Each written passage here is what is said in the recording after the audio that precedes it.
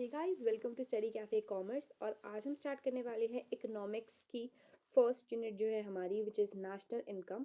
वैसे इसके अंदर काफ़ी सारे चैप्टर्स वगैरह आते हैं, बट हम इसे ऐसा इंडिविजुअल यूनिट पढ़ेंगे।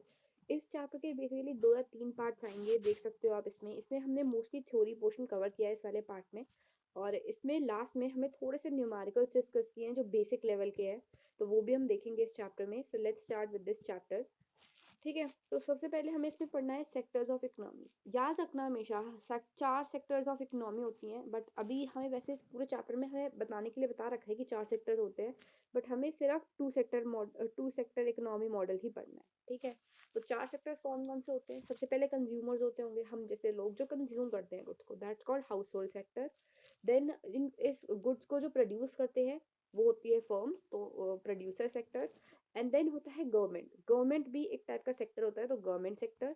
एंड देन एक्सटर्नल सेक्टर, मतलब जो भी हमारे अलावा बाकी जो भी बचे रेस्ट ऑफ द वर्ल्ड। ठीक है, रेस्ट ऑफ द वर्ल्ड और अब्रॉड एक्सटर्नल सेक्टर। तो 4 तरीके के सेक्टर होते हैं: house hold, firms, government sector and external sector. Now circular flow of income, ये देखो, ये जो चार्ट है ये काफ़ी इंपॉर्टेंट है, काफ़ी बार क्वेश्चंस भी आ जाता है आपके एग्जाम्स में। तो circular flow of income is basically the process of production, कि गुड्स कैसे प्रोड्यूस होते हैं। ठीक है, बेसिकली सारा जो प्रोसेस है प्रोडक्शन का, वो हम सर्कुलर फ्लो ऑफ इनकम में पढ़ेंगे। देखो, आपको ये डायग्राम दिख रहा होगा। देखो, क्या करते हैं हम लोग। अब हम जैसे अगर हम नौकरी करते हैं किसी फर्म में, तो हम उन्हें फैक्टर सर्विसेज प्रोवाइड करते हैं। हम हाउस होल्ड है, हम हाउस होल्ड सेक्टर है विच इज कंज्यूमर्स। हम इन्हें फर्म्स को फैक्टर सर्विसेज प्रोवाइड करते हैं, और इसके बदले हमें वो क्या देते हैं? Factor payment. हमने फैक्टर सर्विसेज यहाँ पे दी, और फिर वो हमें दे रहे हैं फैक्टर पेमेंट। फैक्टर पेमेंट आप कह सकते हो कि दैट्स वेजेस एंड सैलरीज वगैरह। ठीक है, और देन हम वापस से इन फर्म्स के पास जाके इस फैक्टर पेमेंट को खर्च करेंगे। इस फैक्टर पेमेंट को गुड्स एंड सर्विसेज खरीदने के लिए खर्च करेंगे। तो ये हम इन्हें वापस पैसे देंगे गुड्स एंड सर्विसेज के लिए, और ये हमें वापस क्या देंगे? Goods and services. I hope आपको समझ आ गया होगा, बहुत इजीली मैंने समझाया है। ये रियल फ्लो, नॉमिनल फ्लो हम नीचे पढ़ेंगे, क्योंकि अभी ये थोड़ा बहुत आप देख सकते हो यहाँ पे आपको ऐसे समझ नहीं आएगा। तो अभी हम नीचे एक पॉइंट आ रहा है रियल फ्लो और नॉमिनल फ्लो, वो हम देखेंगे। ठीक है, तो समझ आ गया होगा। सबसे पहले हाउस होल्ड जो है वो फर्म्स को देता है factor services, and then firms हमें देती है फैक्टर पेमेंट, और वापस हम इन्हें पेमेंट देते हैं, और फिर हाउस होल्ड वापस इन्हें पेमेंट देता है फॉर गुड्स एंड सर्विसेज। ठीक है, और फिर फर्म्स हमें क्या देती हैं? फर्म्स हमें देती हैं goods and services. I hope आपको समझ आ गया होगा। ये किनारे पे लिखा है factor payment for goods and services, consumption and expenditure. ठीक है, नाउ कुछ फेजेस होते हैं सर्कुलर फ्लो ऑफ इनकम के। सबसे पहला होता है जनरेशन फेज। जनरेशन फेज का मतलब क्या है? जहाँ पे गुड्स एंड सर्विसेज प्रोड्यूस हो रहे हैं, फैक्टर सर्विसेज जो हैं वो हम दे रहे हैं, हाउस होल्ड जो है वो फर्म्स को दे रहे हैं, दैट्स कॉल्ड जनरेशन फेज, जहाँ पे production of goods and services हो रहा है। देन होता है डिस्ट्रीब्यूशन फेज। डिस्ट्रीब्यूशन फेज मतलब कि देखो, आपने गुड्स तो प्रोड्यूस कर दिए, पर उस गुड्स को प्रोड्यूस करने में जो मेहनत लगी है, आप उसके लिए वापस फैक्टर पेमेंट करोगे। बेसिकली वेजेस, सैलरीज वगैरह देना, आईओसी, नेट प्रॉफिट वगैरह सब इसमें आता है। ठीक है, तो वो होता है आपका डिस्ट्रीब्यूशन फेज, जिसमें आप जो आपका जो मनी आया है उसे आप कहाँ अलग अलग जगह पे डिस्ट्रीब्यूट करते हो। देन होता है डिस्पोजिशन फेज। डिस्पोजिशन फेज, अब इसका मतलब क्या होता है कि बेसिकली अब जो हाउस होल्ड को आपके फैक्टर पेमेंट पे लिए, वो लोग इसे खर्च कर रहे हैं किसमें? गुड्स एंड सर्विसेज में। तो that's called also consumption expenditure. तो 3 तरीके के फेज होते हैं: generation phase, distribution phase and disposition phase. Now let's move on to types of circular flows. ठीक है, तो मैंने आपको बताया था कि आपको ऊपर वाली डायग्राम से समझ नहीं आएगा, मैं अभी इसमें पढ़ के आपको डायग्राम में भी समझा दूंगी। तो let's start. Types of circular flow क्या होता है? तो सबसे पहले होते हैं 2 टाइप के फ्लो, रियल फ्लो और मनी फ्लो। इसे आप रियल फ्लो और मनी फ्लो को आप नॉमिनल फ्लो भी कह सकते हो। ठीक है, रियल फ्लो क्या होता है? Real flow refers to to flow of factor services from households to firms and flow of goods and services from firms to household. Basically, it measures the production volume. It also determines the growth process in economy. It is also called physical flow. Physical flow मतलब जिसमें आपकी physical चीजों की movement हो रही है। ठीक है, तो real flow refers to flow of factor services from household and flow of goods and services. देखो, इसमें जो आपकी आप कह सकते हो, ठीक है, यहाँ पे आपको दिख रहा है रियल फ्लो इज ये दोनों। ठीक है, ये दोनों नहीं है, सॉरी सॉरी सॉरी, जो फैक्टर सर्विसेज जो फैक्टर सर्विसेज है ना, factor services and goods and services, this is real flow, ठीक है। और नॉमिनल फ्लो क्या है आपका, दोनों फैक्टर पेमेंट आपकी नॉमिनल फ्लो है। तो फैक्टर सर्विसेज इज बेसिकली जब हाउस होल्ड आप फर्म्स को देते हो, that comes in real flow, ठीक है। और क्या आता है रियल फ्लो में, ओके और क्या आता है रियल फ्लो में, आपका रियल फ्लो में आता है goods and services and factor services, ये सब आपकी आती है। दोनों टाइप की फैक्टर पेमेंट किस में आती है आपकी, नॉमिनल फ्लो में। अब हम नॉमिनल फ्लो में पढ़ेंगे तो देखो, नॉमिनल फ्लो में क्या होता है, मनी फ्लो, जिसे हम मनी फ्लो भी कहते हैं। Money flow refers to flow of money from firms to households and households to firm, like flow of factor payments from firms to household and flow of consumption expenditure from households to firm. It measures the flow of money supply in the economy. Basically money से related जो है वो आता है आपका money flow या nominal flow में, इसे हम नॉमिनल फ्लो भी कहते हैं, ठीक है। Now let's move on to the difference between stock and flow. Stock and flow का डिफरेंस क्या होता है, आपने पढ़ा होगा अपने पहले वाले इकोनॉमिक्स के चैप्टर में, अगर नहीं भी पढ़ा है आपको याद होगा कि आपने मोस्ट प्रोबेबली 11th में आई गेस नहीं होता है, बट मनी एंड बैंकिंग वगैरह वगैरह वाले चैप्टर्स में आपने पढ़ा होगा कि स्टॉक एंड फ्लो कॉन्सेप्ट वो बहुत यूज करते हैं कि this is stock concept, this is flow concept. अब वो होता क्या है, तो स्टॉक इज बेसिकली कि आप एक पर्टिकुलर पॉइंट ऑफ टाइम में जब किसी भी चीज को मेजर करते हो उसे हम कहते हैं स्टॉक। और जिन जिन चीजों को हम मेजर करते हैं उन्हें हम कहते हैं स्टॉक वेरिएबल्स, ठीक है। Then flow, flow is basically जैसे आप देख रहे हो कुछ चीज फ्लो हो रही है, तो मतलब at a particular point of time नहीं होगा वो होगा at particular period of time, मतलब over a period of time में कितनी हम चीजें ये ऐसे बदल रहा है, ठीक है। और उस ये जो चीजें मेजर हो सकती हैं उन्हें हम कहते हैं फ्लो वेरिएबल्स, ठीक है। तो स्टॉक का आपको समझ आ गया होगा, stock is basically eight a particular point of time and flow is it's measured at a particular period of time, period, ठीक है। अब डायमेंशन देखते हैं, ये टाइम डायमेंशनल नहीं होता, मतलब क्योंकि इसमें हम एक पॉइंट ऑफ टाइम में निकालते हैं, ये टाइम डायमेंशनल होता है। ये स्टैटिक कॉन्सेप्ट है, इसका नेचर जो है वो स्टैटिक है क्योंकि हम इसे एक पर्टिकुलर पॉइंट पे निकालते हैं। इट इज डायनामिक कॉन्सेप्ट क्योंकि हम इसे एक ओवर पीरियड ऑफ टाइम पे निकालते हैं, तो ये चेंज होता रहता है। नाउ कुछ एग्जांपल्स हैं, जैसे एग्जांपल्स हो गया आपका wealth distance of Delhi to Noida, वो आप सेम ही रहेगा ना हमेशा, ऐसा तो ना बढ़ घट जाएगा, ठीक है। Stock of water in a tank, bank deposits, capital, population on a particular date, ठीक है।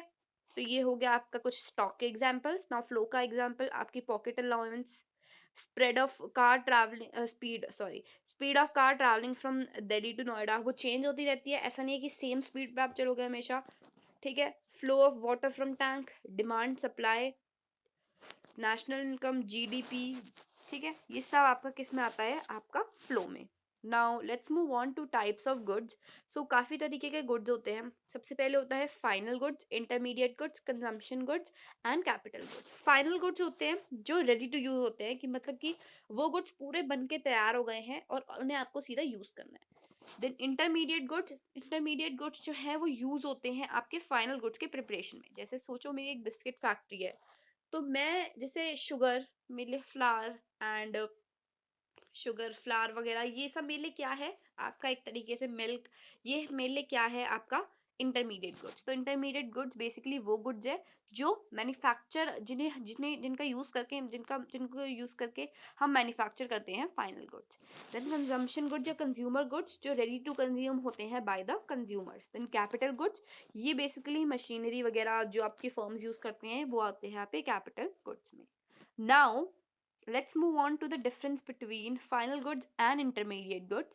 सबसे पहले final goods value addition. Value addition क्या होता है कि आप क्या इसमें कोई वैल्यू ऐड करनी होती है, ये ऑलरेडी फाइनल गुड है तो इसमें हम कोई वैल्यू ऐड नहीं करते हैं, ये कंप्लीट बना हुआ है। इंटरमीडिएट गुड्स, इसमें कुछ वैल्यू ऐड करनी होती है ताकि ये गुड्स जो है वो फाइनल गुड्स बन सके, they are not ready to use, इसलिए हमें इसमें वैल्यू ऐड करनी पड़ती है। देन इसका मीनिंग क्या होता है, final goods these are goods which are ready to use by the final consumer. Intermediate goods these are those goods which are not ready to use by the final user. इनका nature क्या होता है final goods का, they are included in both domestic and national income. Final goods को हम domestic और national income में count करते हैं।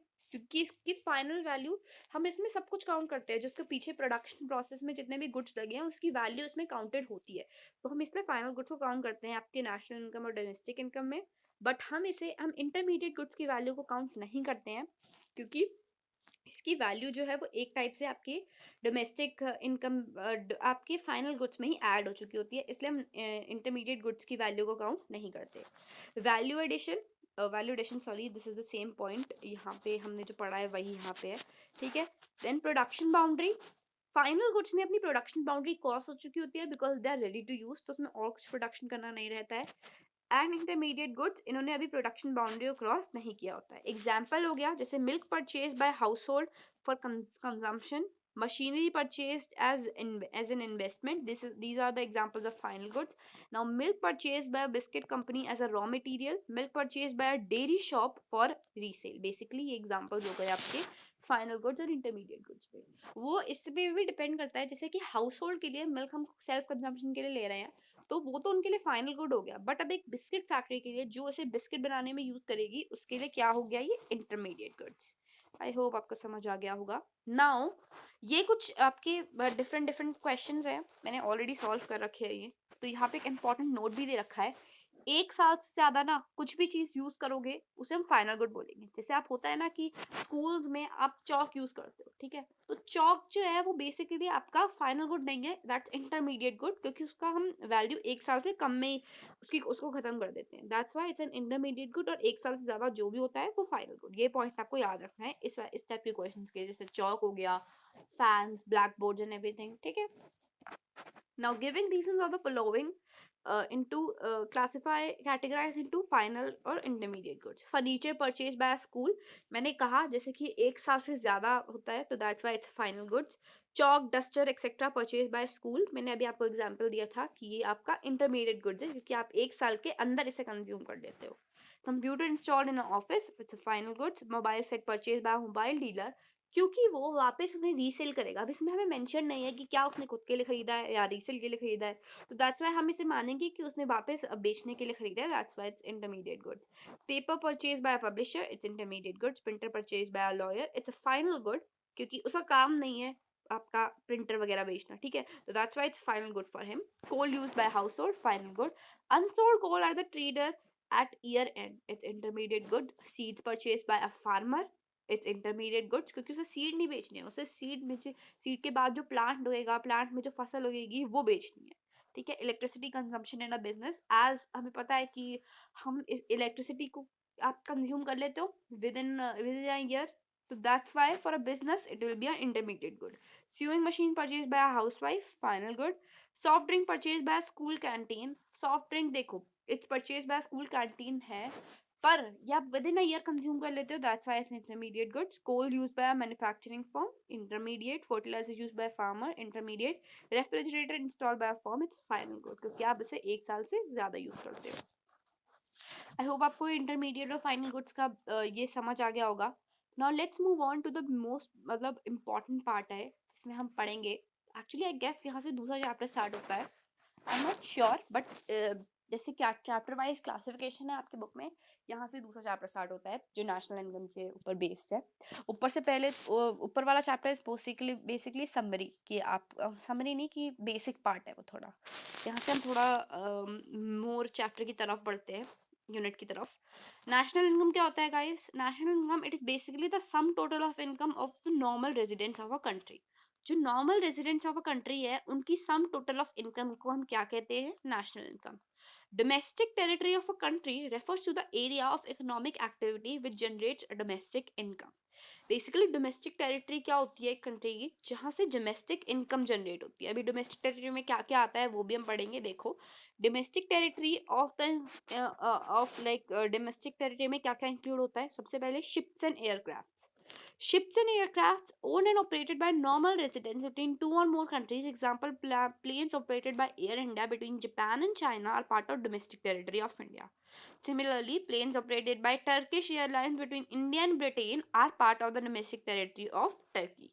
Basically, ships and aircraft जैसे कि सोचो एयर इंडिया का प्लेन जापान से चाइना उड़ रहा है तो वो भी आपका डोमेस्टिक टेरिटरी में आएगा। Now fishing vessels, oil and natural gas rigs, ये क्या होता है? देखो बेसिकली ये भी आपका डोमेस्टिक टेरिटरी के अंदर आएगा, क्योंकि देखो अभी पढ़ेंगे हम। Fishing vessels, oil and natural gas rigs and floating platforms operated by residents of country. Basically ये आपका आपका किस में होता है? या तो ये आपका ओशियंस में होता है, ठीक है, ओशियंस में। अब ये ऑपरेट किया जा रहा है by Indian citizens, not Indian citizens, by normal residents of the country. So that's why ये आपका किस में आएगा? Domestic territory.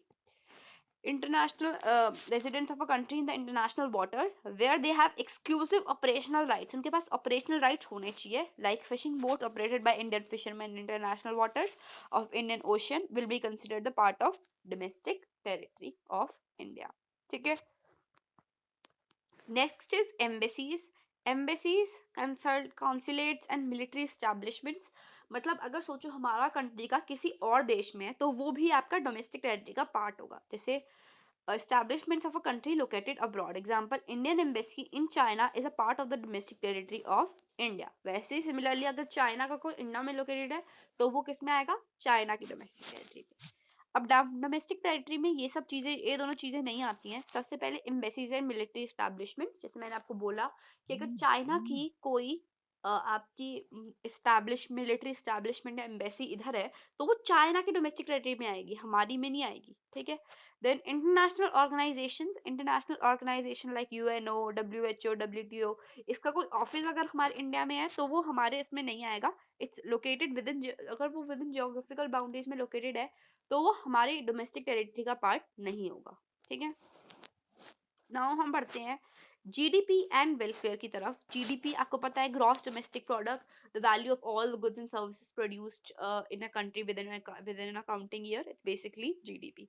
Gross domestic product is the market value of all the final goods and services produced with in a domestic territory of a country during one year, inclusive of consumption of fixed capital. Consumption of fixed capital भी आता है इसके अंदर, which is depreciation. Depreciation को include करते हुए जो भी गुड्स एंड सर्विसेज आपकी with in the domestic country territory produce हुई है उसे हम कहते हैं जीडीपी। जीडीपी एंड वेलफेयर, क्या मतलब है इसका? GDP and welfare, often GDP is considered as an index of welfare of the people. Increase in GDP means increase in the level of welfare of the people, but here we are referring to real GDP rather than nominal GDP। अभी हम पढ़ेंगे what is real GDP and nominal GDP, GDP deflator। Actually notes में मेरे को GDP deflator मिला नहीं, actually जो मैंने खुद प्रिपेयर किए हैं बुक वगैरह में। तो मैंने अभी मैं एक question paper, sample question paper पढ़ रही थी ओसवाल की बुक से, तो उसमें मुझे क्वेश्चन मिला कि जीडीपी डिफ्लेटर के बारे में था ये क्वेश्चन, और मैंने नोट्स में लिखा नहीं है तो मैंने उसी से इंक्लूड कर दिया है, वो भी हम पढ़ेंगे। ये एक्चुअली आपका जो सीबीएसई इशूड सैम्पल पेपर है उसका क्वेश्चन है, तो that's why it's a little important, इसलिए मैंने इसे यहाँ पे इंक्लूड कर दिया है, ठीक है। तो जैसा कि हम पढ़ रहे थे कि जीडीपी, वैसे हम कहना चाहें तो जीडीपी एक टाइप का आपको शो करता है कि कितना वेलफेयर हो रहा है आपकी कंट्री में, ठीक है। तो GDP is sort of an welfare, it shows the level of welfare of the people, ठीक है। पर हम यहाँ पे रेफर कर रहे हैं रियल जीडीपी को रादर देन नॉमिनल जीडीपी। अभी हम इसका डिफरेंस भी पढ़ेंगे। रियल जीडीपी बेसिकली वो होता है जो आपके करंट प्राइस लेवल से होता है, और नॉमिनल जीडीपी जो आपके पास्ट या बेस ईयर के जो प्राइस लेवल से होता है उसे हम कहते हैं नॉमिनल जीडीपी।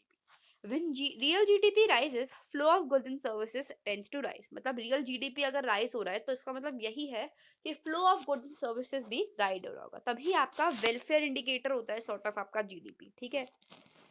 पर अभी कुछ एक्सेप्शंस भी हम पढ़ेंगे।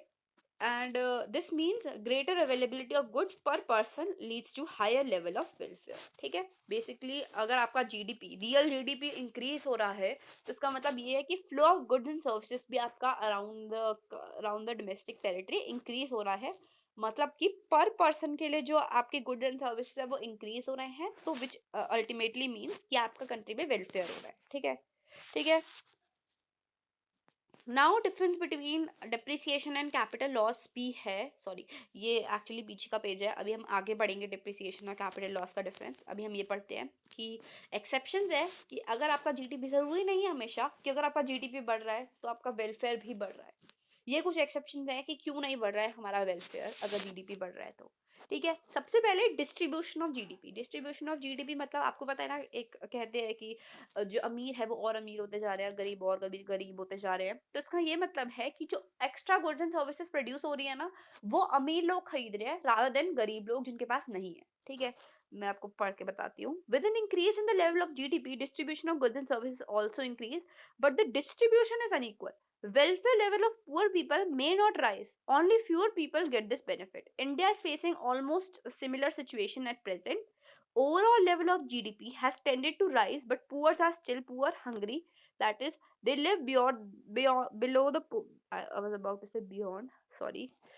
They live below the poverty line, but rich are getting more richer. Basically, जो extra goods and services produce हो रही है, देखो, एक कार है, अब एक गरीब को एक कार चाहिए, ठीक है, बट अब देखो, आपकी जीडीपी बढ़ रहा है, मतलब गुड्स सर्विसेज ज्यादा प्रोड्यूस हो रही है, कार ज्यादा बिक रही है, बट वो आपका गरीब इंसान नहीं ले रहा है, वो अमीर इंसान एक्स्ट्रा कार लिए जा रहा है। तो बेसिकली दैट मीन्स कि डिस्ट्रीब्यूशन ऑफ जीडीपी जो है वो अनइक्वल है। ठीक है, composition of GDP. Composition of GDP may not be welfare oriented always. There is no direct increase in the welfare of masses if GDP has risen, owing largely to the increase in production of defense goods. Basically, composition of GDP मतलब कि composition अलग अलग है। ठीक है, consumer goods का production नहीं बढ़ रहा है, आपका कैपिटल गुड्स और डिफेंस गुड्स का आपका प्रोडक्शन बढ़ रहा है, तो उससे भी तो जीडीपी बढ़ेगा, क्योंकि आप वो भी एक टाइप के गुड्स एंड सर्विसेज हैं। तो इसलिए जीडीपी तो बढ़ रहा है, बट एक्चुअली आपके कंज्यूमर गुड्स का नहीं बढ़ रहा है, डिफेंस गुड्स का बढ़ रहा है। ठीक है, strong defense offers a peaceful environment, but living standards of poor people may not rise. GDP rises, that is, goods and services are produced more, but it may be defense good, not of consumption good always. ठीक है, barter system exchange, अभी भी India में barter system exchange चलता है। What does barter system exchange means? If economies like India, आपने पढ़ा होगा मनी एंड बैंकिंग वाले चैप्टर में, वैसे अभी मेरे चैनल पे वो वीडियो नहीं आई है मनी एंड बैंकिंग की, बिकॉज मैं एक्चुअली ऐसे साथ में स्टार्टिंग से स्टार्ट कर रही हूँ, बट अगर आपने पहले से पढ़ ही रखा होगा ऑफ कोर्स अपने स्कूल्स वगैरह में, कि आपने पढ़ा होगा बाटर सिस्टम एक्सचेंज के बारे में। मनी एंड बैंकिंग में क्या होता है? बेसिकली गुड्स के बदले गुड्स एक्सचेंज करना, ये आपने पहले ही पढ़ा होगा 10th-12th क्लास से पहले। Barter system exchange in economies like India, barter system of exchange is not totally non-existent. Non-monetary transactions are quite popular in rural areas where payments for farm labor are often made in kind rather than cash. मतलब कि कोई अगर सोचो आपके खेत में कोई काम कर रहा है, तो आप उसे पैसे नहीं देते हो, आप कहते हो कि तू 2 किलो अनाज ले जा उसके बदले। ठीक है, इट्स नॉट कि आप उसे पैसे दे रहे हो, आप उसे कुछ काइंड दे रहे हो। ठीक है, kind rather than cash, but such transactions are not recorded because they're outside monetary system of exchange. To this extent, GDP remains underestimated and this therefore not a proper index of welfare. ठीक है, अभी तक हमने 3 points पढ़े हैं: distribution of GDP, composition of GDP, barter system exchange, and last is externalities. externalities sorry externalities का मतलब क्या होता है? Externalities refers to good and bad impact of an activity without paying the price or penalty for that. Basically अगर देखो आप, हमारा India जो है बहुत जल्दी डेवलप हो रहा है, इसकी वजह से बहुत सारी इंडस्ट्रीज वगैरह सेटअप हो रही है, वो ग्लोबल वार्मिंग कर रही है। तो आपको दिख रहा है ना कि इसका जो इम्पैक्ट हो रहा है वो बहुत बुरा हो रहा है आपके पूरे इन्वायरमेंट पे, बट वो इसके लिए पे नहीं कर रही है। मतलब वो ऐसी प्रदूषण फैला रही हैं और इसके लिए कुछ उन्हें पेनल्टी पे नहीं करनी पड़ रही है। ठीक है, जैसे Mister X raises welfare of Mister Y, even Mister Y is not paying for it. अभी एक यहाँ पे आपका एक एग्जांपल है, देखो, मिस्टर एक्स ने मेंटेन कर रखा है एक बहुत ब्यूटीफुल गार्डन, ठीक है, और मिस्टर वाई उसमें रोज घूमते हैं, उसकी ब्यूटी को एंजॉय करते हैं। अब मिस्टर एक्स एक तरीके से वेलफेयर इंक्रीज कर रहे हैं, बट मिस्टर वाई को इसके लिए कुछ पे नहीं करना पड़ रहा है। तो ये है बेसिकली एक्सटर्नलिटीज का point. There is no valuation of it in the estimation of GDP. Negative externalities भी अगर होती है तो एक पॉजिटिव एक्सटर्नलिटी है। ठीक है, अब नेगेटिव एक्सटर्नलिटीज जैसे ये है, when smoke emitted by factories cause air pollution or industrial waste is driven into river cause water pollution. This cause a loss of social welfare, but nobody is penalized for it. Impact of externalities is not accounted in the index of social welfare, so it can be under or overestimate the level of welfare. Basically हम इसका जो है externalities नहीं लेते हैं, और इसकी वजह से क्या होता है, एक टाइप से या तो अंडर एस्टिमेट हो जाता है या ओवर एस्टिमेट हो जाता है आपका वेलफेयर का. सो आई होप आपको समझ आ गया होगा यहाँ तक. Now let's move on to difference between real GDP and nominal GDP. मैंने आपको पहले ही बताया था क्या होता है real GDP. Real GDP is basically is measured at base year और कांस्टेंट ईयर प्राइस. मतलब कि सोचो, अगर आपका जो जीडीपी है वो आप सोचो, हम बेस ईयर लिया हमने 2015, तो 2015 के हिसाब से आपका कैलकुलेट हो रहा है, तो that is real GDP. Nominal GDP आपके करंट ईयर प्राइस 2023 के हिसाब से आपका जीडीपी कैलकुलेट हो रहा है, दैट्स आपका नॉमिनल जीडीपी. देखो रियल जीडीपी में हम it is without effect of inflation, मतलब कि देखो महंगाई बढ़ गई है, ठीक है, महंगाई बढ़ गई है, इसका यहाँ पे आपका वो नहीं ले रहे हैं, इसका इफेक्ट नहीं ले रहे हैं, और इसमें नॉमिनल जीडीपी में आपका इन्फ्लेशन का जो है वो इफेक्ट जो है वो एडजस्टेड होता है. रियल जीडीपी में इन्फ्लेशन का इफेक्ट एडजस्टेड नहीं होता, और नॉमिनल जीडीपी में इन्फ्लेशन एडजस्टेड होता है. रियल जीडीपी ये ट्रू इंडिकेटर है of economies growth and welfare, क्योंकि हम पहले वाले प्राइसेस से कंपेयर कर रहे हैं, ठीक है. और आपका नॉमिनल जीडीपी ये आपका ट्रू इंडिकेटर नहीं है of economic growth and welfare. Now GDP deflator क्या होता है guys? GDP deflator is the ratio between nominal GDP and real GDP, nominal upon real into 100, इसे हम कहते हैं GDP deflator. It basically shows in GDP owing to the change in the price level. It is called price index. Price index कहते हैं हम इसे basically. ये tool होता है. It is a tool which is used to eliminate the effect of price fluctuation in the economy and to determine the real change in physical output of current year. ठीक है, तो basically GDP deflator एक ऐसा tool है जिससे हम real price fluctuations जो भी हो रही हैं आपकी इकोनॉमी में, real changes in physical output, वो हम कैलकुलेट कर सकते हैं. इसका फॉर्मूला ये होता है. फॉर्मूला लिखना चाहिए बिकॉज इंपॉर्टेंट होता है, इंपॉर्टेंट भी होता है, और इससे आपको ज़्यादा अच्छे मार्क्स भी मिलते हैं. Now difference between depreciation and capital loss. ये लास्ट थ्योरी पोर्शन है, इसके बाद सारे न्यूमेरिकल्स हैं. Numericals are very interesting of this chapter. थोड़े बहुत फॉर्मुलेज हैं आपको जो याद रखने पड़ेंगे, पर आई विल प्रेफर कि आप एक फॉर्मुलेज जो भी मैं आपको लिखवा रही हूँ वो आप एक अलग नोटबुक में लिखती जाए, ताकि आपको आपके पेपरों के टाइम पे आपको उसे रिवाइज करना ईजी हो. Difference between depreciation and capital loss. Depreciation का मतलब क्या होता है? सबसे पहले आपने पढ़ा है, अकाउंट्स में भी पढ़ा है, ईको में भी पढ़ रहे हो अब आप. आई एम नॉट श्योर कि आपने बीएसटी में पढ़ा होगा कि नहीं, बट आपने अकाउंट्स और इको में तो पढ़ा ही है. Depreciation is basically fall in the value of fixed assets due to normal wear and tear, passage of time और एक्सपेक्टेड ऑब्सोलेंस. ठीक है, अब कैपिटल लॉस क्या होता है? It refers to loss in value of fixed asset due to unforeseen obsolescence. के मैं नहीं प्रोनाउंस कर पा रही हूँ, ऑब्सेल, I'll just leave it. Okay. Natural calamities, thefts, accidents. Basically आपका कुछ ऐसा हो गया कि फैक्ट्री में आग लग गई. That is capital loss. But depreciation क्या होता है? जैसे आपकी फैक्ट्री में जो मशीनरी है वो दिन पर दिन खराब हो रही है, मतलब बेसिकली उसकी वैल्यू कम हो रही है. ठीक है, that's called depreciation. Now provision for loss. Depreciation के लिए हम प्रोविजन बना सकते हैं कि एक फोरसीन इवेंट है, हमने इसे देख रखा है, ठीक है, ये होगा. कैपिटल लॉस, इसके लिए कोई प्रोविजन नहीं बना सकते बिकॉज ये कभी भी हो सकता है कि फैक्ट्री में आग लग गई, अचानक से लगती है, उसके लिए हम कुछ प्रोविजन नहीं बना सकते. प्रोडक्शन प्रोसेस क्या होता है? देखो, ये प्रोडक्शन प्रोसेस को हैम्पर नहीं करता बिकॉज हमें पता है कि ये लॉस होने वाला है, ये डेप्रिसिएशन होने ही वाला है, तो हमें पता है कि ये, इसलिए प्रोडक्शन प्रोसेस को हैम्पर नहीं करता. अब देखो फैक्ट्री में आग लग गई है तो उससे प्रोडक्शन प्रोसेस तो हैम्पर हो गई. सो आई होप आपको डिफरेंस समझ आ गया होगा. यहाँ से न्यूमेरिकल्स है, देखो ये बेसिक फॉर्मूला कन्वर्जन है, आपको पता होना चाहिए. जैसे आपकी बहुत सारे वो होते हैं आपके कंपोनेंट्स ऑफ नेशनल इनकम, जो जैसे जीडीपीएमपी, जीएनपीएमपी, एनडीपीएमपी, एनएनपीएमपी, जीडीपीपी, जीडीपीएफसी, जीएनपीएफसी, एनडीपीएफसी, एनएनपीएफसी.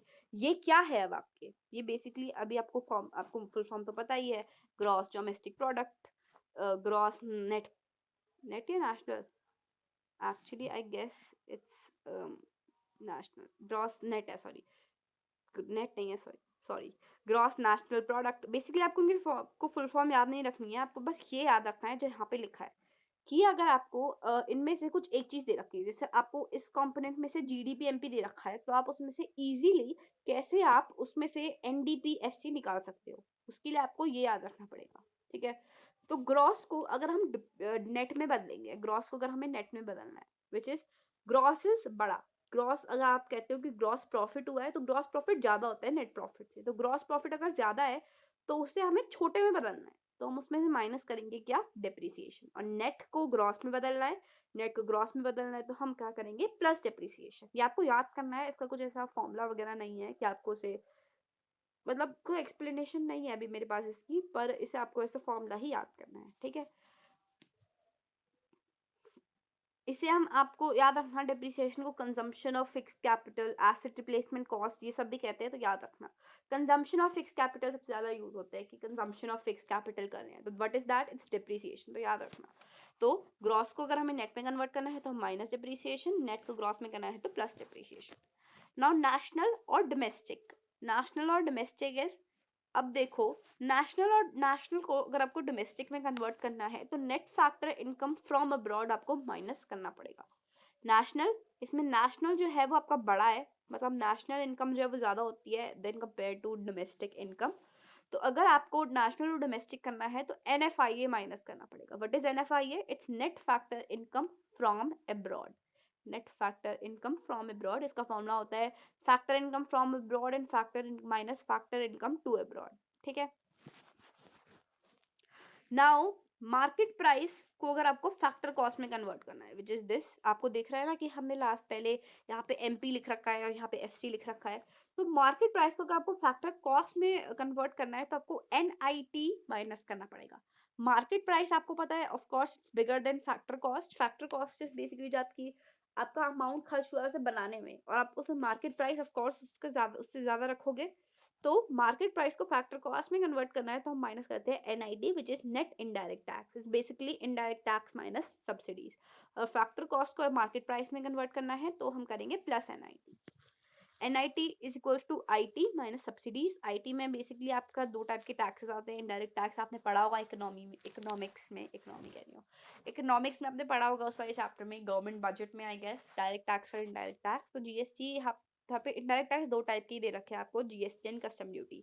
सब्सिडीज आपका old age pension, scholarship, unemployment allowance, ये सब आपके सब्सिडीज में आ गए, क्योंकि कभी कभार आपको ऐसा होता है कि क्वेश्चन में सब्सिडीज दे रखा है, पर कभी कभार ऐसा होता है कि आपको सब्सिडीज निकालना होता है इन सबको प्लस करके, जैसे आपको ओल्ड एज पेंशन दे दिया, स्कॉलरशिप वगैरह दे दिया, इन दोनों को प्लस कर दोगे फिर आप, ठीक है। तो इस तरीके से आपको सब्सिडीज जो है वो निकालना पड़ता है।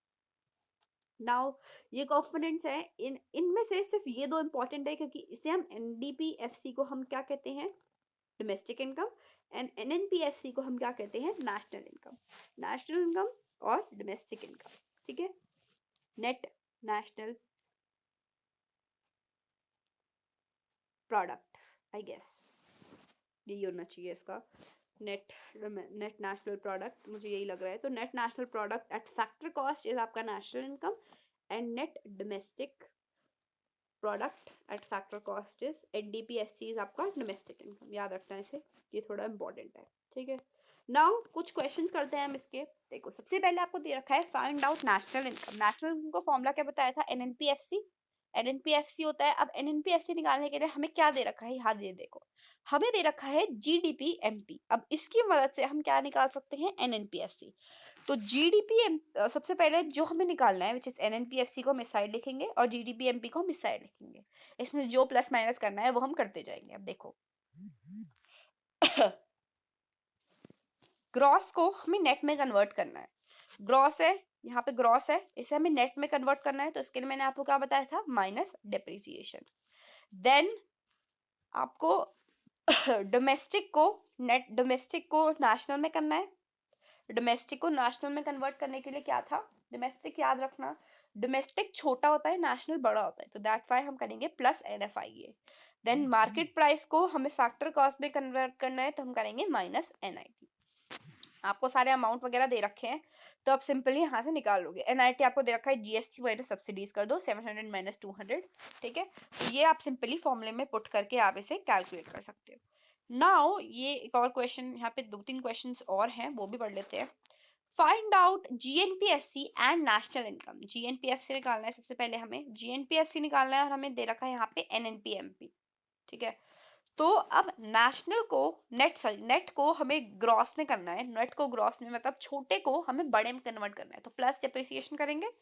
एंड देन एमपी को हमें एफसी में कन्वर्ट करना है। मार्केट प्राइस को फैक्टर कॉस्ट, छोटे को सॉरी बड़े को छोटे में कन्वर्ट करना है, तो माइनस एनआईटी करेंगे। सिंपल है, फॉर्मूले में पुट करेंगे, आंसर आ जाएगा। ठीक है, अब आप हमें निकालना है इसमें क्या कहते हैं, नेशनल इनकम में निकालना है, विच इज एनएनपीएफसी। आपको पता होगा नेशनल इनकम, या आप इसको जीएनपीएफसी से भी निकाल सकते हो या एनएनपीएमपी से भी निकाल सकते हो। एनएनपीएमपी से इजी है क्योंकि आपको सिर्फ इसमें एक चीज कन्वर्ट करनी है, which is MP to FC.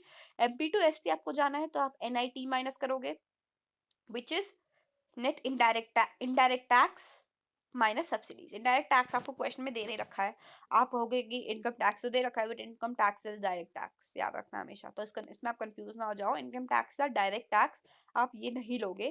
तो दैट्स वाई यहाँ पे हमारी जीरो, हम जीरो लेंगे, माइनस करेंगे 20 विच इज सब्सिडीज। सब्सिडीज आपको 20 दे रखी है। ठीक है, तो ये आपको करोगे, इसका आंसर आ जाएगा। Now last question for the video, और इसके बाद मैं आपको थोड़ा बहुत क्या कहते हैं ब्रीफ इंट्रोडक्शन भी दे दूंगी नेक्स्ट क्लास का।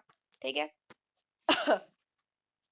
फाइंड आउट जीडीपीएमपी, सॉरी जीडीपीएमपी हमें निकालना है। हमें नेशनल इनकम दे रखी है विच इज एनएनपीएमपी, याद रखना हमेशा, एनएनपीएफसी सॉरी।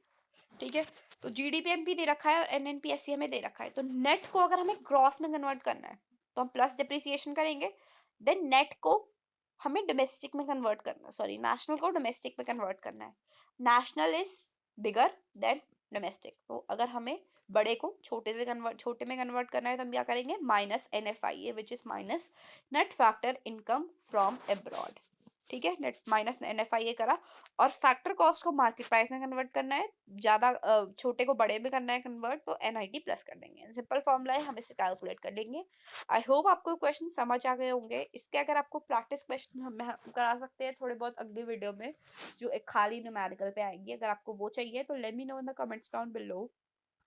एंड अगली क्लास में हम पढ़ेंगे methods of national income which is production method, income method and expenditure method. इसके साथ हम न्यूमेरिकल्स भी पढ़ेंगे, मतलब ऐसा नहीं है कि सिर्फ हम फॉर्मूला पढ़ रहे हैं। जैसे मैंने आपको इसमें आपके थोड़े बहुत न्यूमेरिकल सिखाए हैं, इस वाली वीडियो में भी न्यूमेरिकल सिखाऊंगी। मोस्ट प्रोबेबली ये तीनों आपके मेथड एक वीडियो में तो नहीं आ पाएंगे, तो मोस्टली 2 पार्ट्स में इसे कवर करेंगे, और 2 पार्ट्स आएंगे आपके इस वीडियो के। आई होप आपको वीडियो पसंद आई। अगर वीडियो पसंद आई तो like share and subscribe to my channel. And of course आपको पीडीएफ का पीडीएफ जो फॉर्म आपको पूरे नोट्स है, इसका पीडीएफ जो है वो डिस्क्रिप्शन बॉक्स में मिल जाएगा, तो डिस्क्रिप्शन बॉक्स चेकआउट करना ना भूले। कोई भी डाउट या क्वेरी के लिए कमेंट बॉक्स, सॉरी कोई भी डाउट या क्वेरी के लिए आप कमेंट बॉक्स जो है वो आप कुछ भी लिख सकते हो उसमें। ठीक है, अगर आपको कोई डाउट इन क्वेरी है। And I'll see you very soon in the next video. Next video most probably या तो आज अपलोड होगा, कल अपलोड हो जाएगा, तो इसकी आप चिंता ना करें। And I'll see you very soon in the next video. Till then, take care. Goodbye.